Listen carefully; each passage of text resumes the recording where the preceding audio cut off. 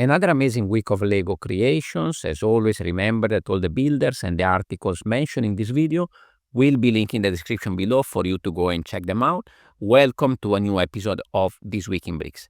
Let's start by the Instagram section.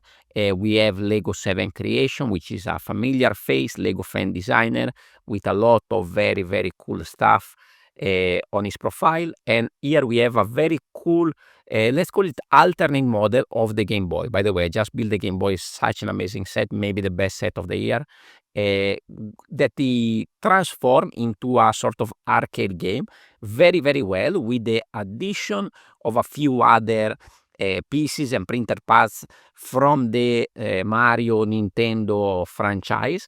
Very, very well done. He also used the cartridge for some details on top of the arcade and on the side as well.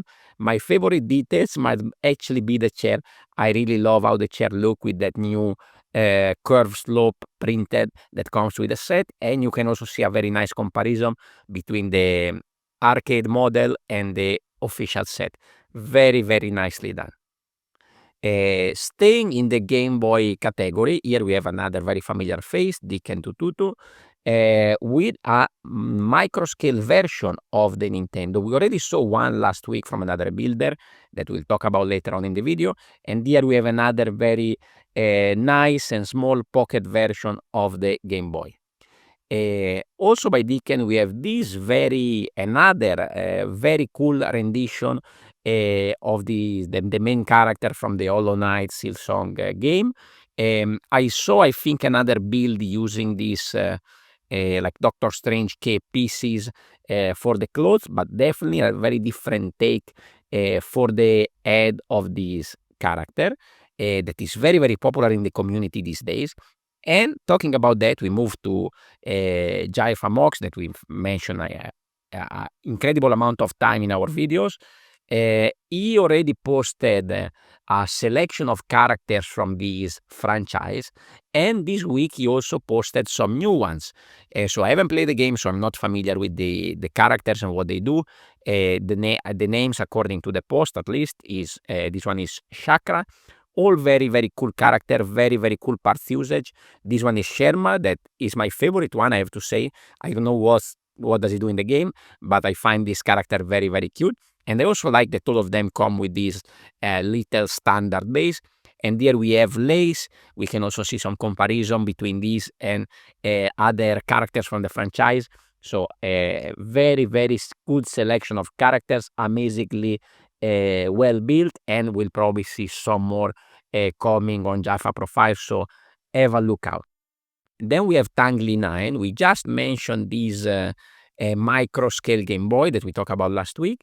He also has a selection of builds from the Studio Ghibli series of animation that had also been created by Jaifa that we talked about earlier a little bit on a much bigger scale. So here we have a selection of 4 builds, and my favorite has to be this No Face from Spirited Away, which is very, very cool, especially built in such a small scale. Very, very well done. Then talking about characters, of course we have Biggie, another familiar face that we mentioned multiple times on the channel. We have the Barbarian here for another famous video game. A very, very cool character, very nice, interesting pose. The face is very, very well done, inspired by the work of Sense by Lego, which is another familiar face that we talk multiple times about on the channel. Then if we are talking characters, of course we need to go to eerookkonen profile, which has another one of these pink coral inspired characters that he built for an article on New Elementary. There's a lot of very interesting parts usage. Also here we have some nice accessories. We have a guitar, we have an amplifier, nice and curved, and a lot of very interesting parts usage all throughout. For example, if you look at the hair of this character, we have those like trans clear, I don't know if it's pink or purple, fern pieces that I remember being in the Space Explorer rover, the Friends one. So anyway, a lot of very interesting parts usage over here, and a very, very good character as always. Talking about characters here, we moving to the Mech area. We have Marco De Boni, Italian builder. We mentioned a few episodes ago his interview on Brothers Brick. He came out with a new Mech, 35 centimeters tall. Very, very, very cool. I don't know where the source material coming from and what's the inspiration that is behind this character. That is very, very cool, and there is a huge amount of posability that makes him very, very cool.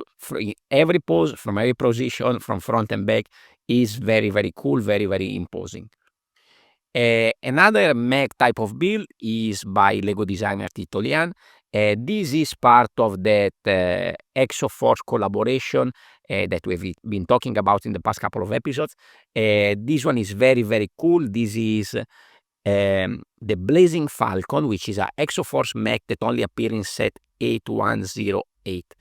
Very, very cool, with some heavy blades on the ends, and I really like actually the curves that go with these builds, especially at the bottom part of the leg, and also there is a very nice contrast between the mainly white build, the gray, and the different shades of orange that has been used throughout.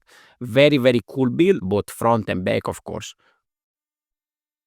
Then we move on to Team Goddard. That is another very familiar face, which has another massive, massive build. Palmo's Pride, part of the Steel Squadron. This is a massive, massive ship with lights, interior, a kind of modular design. You can open it up, you can play inside. The lights do a great, great job in lighting all the different areas of these builds. It's very, very, very cool. So this is something that will be fantastic to actually see in real life at a convention, at a show. Is a very, very interesting build. Then we have Little Monk Mock with a submission for the Dungeon Danger challenge started by Lego designer Wes Talbott. Here we have an ancient ghost controlled by evil forces. A very, very interesting build. We have a green character over there on the left that is attacking this blue god that come from the ground with this sort of purple kind of organic shapes at the bottom. Very, very interesting build. Then we have another familiar face, Syrdarian, with a beautiful microscale build. I love microscale, as you know, and this is a countryside build. A very nice choice of colors for the different fields in lime and yellow. There's a lot of little subtle changes in elevation between the fields and all the lower part of the mock going up, and also a very nice rock work at the back, including those big slopes at the back to create those mountains, those hills at the very back of the mock. Very, very, very cool. Then we have also Khanglego. We talked about some of his fantastic builds before, and here he has a traditional Vietnamese lantern for Mid-Autumn Festival with a nice little teapot and some trees. A lot of very interesting parts usage, and also a very good photography here and very nice use of lights. It's also nice to see a little bit of behind the scene on how this picture has been taken. Always very interesting to see this behind the scenes. Now let's move into the article section of the video. We have the mock of the week, Village by the Sea by Dieter Gieske. I apologize if I mispronounce. On Tips and Bricks. Very, very cool recreation here of this painting. With all these, by the way, this is over 35,000 pieces, 100 hours to build. So this is a really impressive build of this village. A lot of stacking of plates over here. And when you look at this, especially from a little bit of distance, this is a really, really impressive. There is no Instagram page to go and check out for this builder, but you can find him at Skyberg every year exhibiting over there. Very, very, very well done. Then we have New Elementary with a review of Morticia Cottage from Lego Wednesday, a review by Elspeth de Montes. Very, very nice little set. I really like what they're doing with the Wednesday franchise. By the way, I love the TV series. So these are very, very nicely done. Both these and also the end apartment, the Ting apartment, So these are very, very cool. There's some interesting recolor, and I have to say that actually all these mini dolls, I think they are really, really perfect to capture the characters from this series. In this case, I would say mini dolls definitely works better than minifigures. Then let's move on to Brothers Brick. We have another familiar face, Noda, Japanese builder, with this very interesting magenta filth of flower with the smiley face coming up in the center. I find this build always very impressive and also enigmatic. It will be interesting to know more about this and what's the thought process in the way that this builder create all these creations. Very, very, very, very interesting. Moving on, we have another, we have seen a few of these already now, another recreation of the characters from the K-pop Demon Hunters. Very good, by the way, go and watch it. This is by LegoWyrm. So we have the 3 characters made in a chibi style, which I really, really love. It captures the shapes very, very well, the clothes very, very well, and the weapons as well. I'm starting to wondering if maybe should we get something like this from Lego? Maybe instead of briquettes, that were of course very popular, but now maybe we see a few years of all these squarish type of builds. Maybe I would love to see some of these more chibi characters replacing something like briquettes, or in this type of style is something that I would really love. I don't know what's the audience for that, but I would definitely like it. We have another 3 characters here. These are built by Punk for Cats. These are 3 characters from Dark Souls. I'm not familiar with the source material, but again, very, very, very cool builds over here. A lot of very interesting parts usage, choice of colors, choice of parts. Very, very impressive. Then let's move on to Brick Nerd. We have episode 10 of the conversation piece, wrote by the guys of the Builders Improvement Initiative, and here they are talking about developing your own style of building. So another very interesting read, go and check it out. We also have the article by Markus Rollbuhler about smoke techniques. So here there is a lot of very interesting mocks that is being featured, and very different techniques, very different and very different paths used, and ways to create some type of smoke effect. So definitely go and check it out. And he also wrote the usual monthly contest roundup.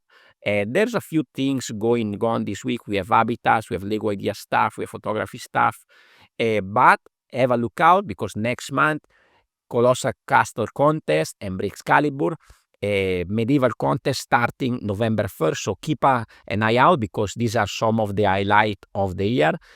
If you are a medieval builder, of course, but even if you're not, in particular Brixcalibur, definitely one of the most interesting and fun contests of the year.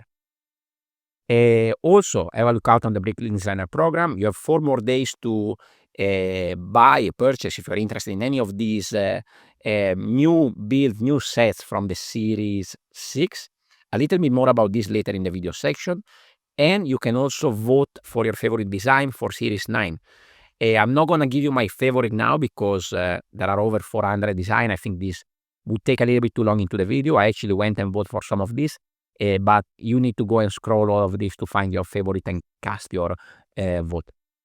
Also, keep the eye out, because Creation for Charity is coming, donations are open, and I think from the 15th of October you will be able to start to do your first donation in buying some of these beautiful mocks. Now, video section, to close the video, we have a crazy video by Grant Davis. He's an amazing builder.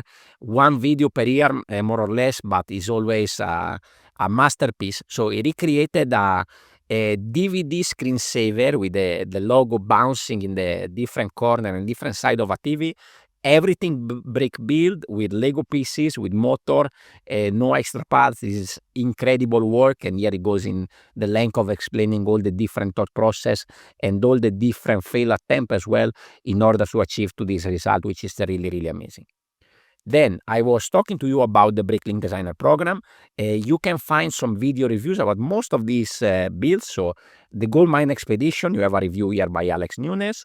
So go and check it out if you want to find out more about these sets before placing your order. On Racing Brick, we have the review of the Off-Road Adventure, early review. So go and check it out. This is the smaller set, I think, of the wave. We have Stud City, that I think, by the way, was recently here in Singapore with another group of creators. Anyway, he has the review of the Art Factory on his channel. And then we have a very nice and long video here on Brick Fanatics with the review of the Outlaw Forest Den, and also with all the video of the talk that the Alex, that is one of the head of the Bricklink Designer Program, had at the Fan Media Day. So here that is the full coverage of that section of the Fan Media Day, which is very, very interesting. It's a long video, but if you're interested in this, go and check it out. I didn't find any video review about the Sequoia Tree Trail. Usually I prefer to watch videos reviews compared to reading articles. I mean, I also read the articles, but usually I like to see a set if I'm looking for a review. I didn't find any video. If there is any, please leave it in the comment down below. Also because I think it's not fair if 4 sets got a video review and 1 didn't. So I find it a bit odd. Maybe I didn't find it, so let me know in the comments down below. Anyway, if you need a review of the Sequoia Tree Trail, they have a nice one here on the Brothers Brick with all the details, and you can go and check this out. To close the video, you can go also check out my YouTube channel. Last week I did another attempt at monochrome habitats. It didn't go exactly as I planned it, but at the end it turned out well. I have a green, a yellow, and an orange habitat on top of the white that I built the previous week. There is also behind the scene video for my members only vlog. And of course, please consider to leave a like, comment, and subscribe, or go and check out one of the previous episodes of This Week in Bricks. Here on screen you can find the playlist, or click on the link over here for the latest episode from last week. Thank you very much for watching, and I will see you on the next one. Ciao, ciao.